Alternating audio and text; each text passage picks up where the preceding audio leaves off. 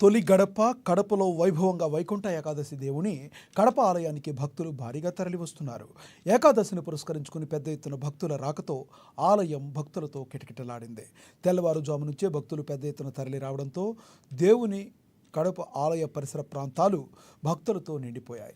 వైకుంఠ ఏకాదశిని పురస్కరించుకుని అధికారులు కట్టుదిట్టమైన భద్రతా ఏర్పాట్లు చేపట్టారు. వైకుంఠ ఏకాదశి సందర్భంగా భక్తులు స్వామివారిని భక్తి శ్రద్ధలతో తమ మొక్కులు చెల్లించుకున్నారు. ఈ సందర్భంగా ఆలయ అధికారులు భక్తులకు తీర్థ ప్రసాదాలు అందజేశారు.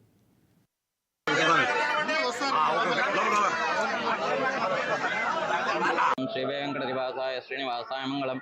తిరుమలకు తొలి గడప దేవుని గడప శ్రీ లక్ష్మీ వెంకటేశ్వర స్వామి దేవస్థానంలో వైకుంఠ ఏకాదశిని పురస్కరించుకొని తిరుమల తిరుపతి దేవస్థానం వారు అత్యంత వైభవంగా నిర్వహించడం జరుగుతుంది.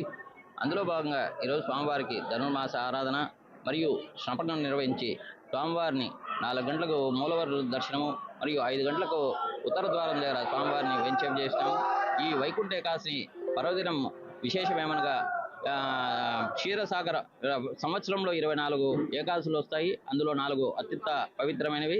అందులో ధనుర్మాసంలో వచ్చే ఏకాదశిని ముక్కోటి ఏకాదశి మరియు వైకుంఠ ఏకాదశి అని పిలుస్తారు. శ్రీదేవి సమేతంగా శ్రీ విష్ణుమూర్తి క్షీరసాగరంలో ఉత్తర ద్వారం దగ్గర గరుడ వాహనంపై వేంచేపు చేసి ముక్కోటి దేవతలకు దర్శనమిస్తారు. కావున ఎవరైతే ఈరోజు ఉత్తర ద్వారం గుండా స్వామివారిని దర్శించారో వాళ్ళకి అత్యంత శుభం కలుగుతుంది.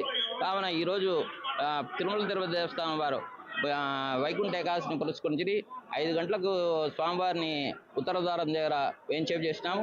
మధ్యాహ్నం 12 వరకు ఉత్తర ద్వారం దగ్గర స్వామివారు ఉంటారు. కావున భక్తాదులందరూ స్వామివారిని దర్శించి స్వామివారి కృపకు పాత్రలు అవ్వాలని కోరుచున్నాం.